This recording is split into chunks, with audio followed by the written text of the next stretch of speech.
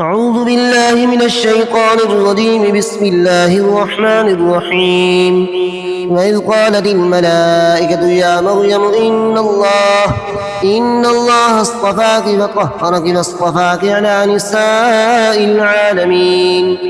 يا مريم اقنتي لربك فاسجدي واركعي مع الراكعين.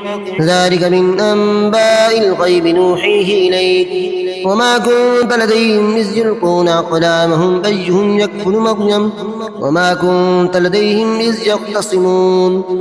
إذ قالت الملائكة يا مريم إن الله يبشرك بكلمة منه اسمه المسيح عيسى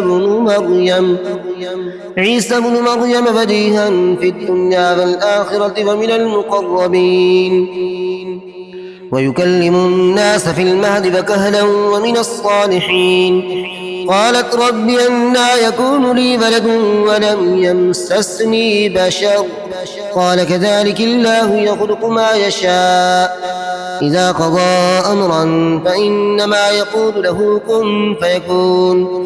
ويعلمه الكتاب والحكمة والتوراة والإنجيل ورسولا إلى بني إسرائيل أني قد جئتكم بآية من ربكم أني أخلق لكم من الطين كهيئة الطير فأنفخ فيه فيكون طيرا بإذن الله وأبرئ الأكمه والأبرص وأحيي الموتى بإذن الله وأنبئكم بما تأكلون وما تدخرون في بيوتكم إن في ذلك لآية لكم إن كنتم مؤمنين.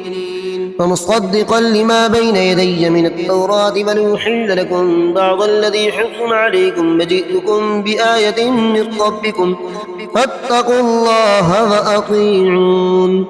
إن الله ربي وربكم فاعبدوه هذا صراط مستقيم.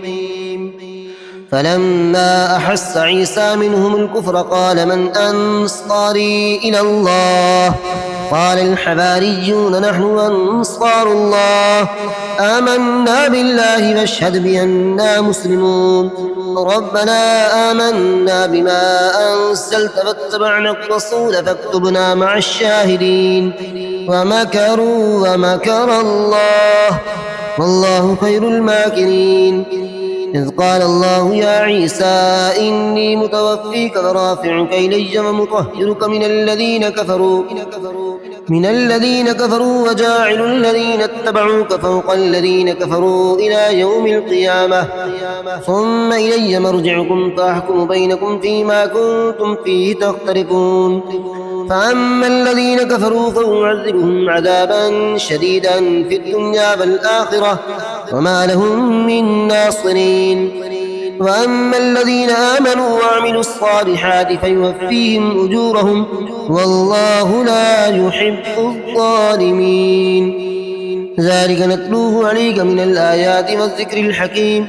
إن مثل عيسى عند الله كمثل آدم خلقه من تراب ثم قال له كن فيكون. الحق من ربك فلا تكن من الممترين.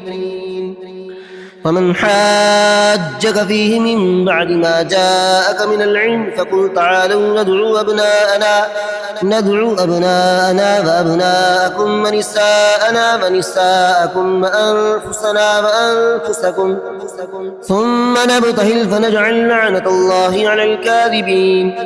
إن هذا لهو القصاص الحق وما من إله إلا الله وإن الله لهو العزيز الحكيم. فإن تولوا فإن الله عليم بالمفسدين.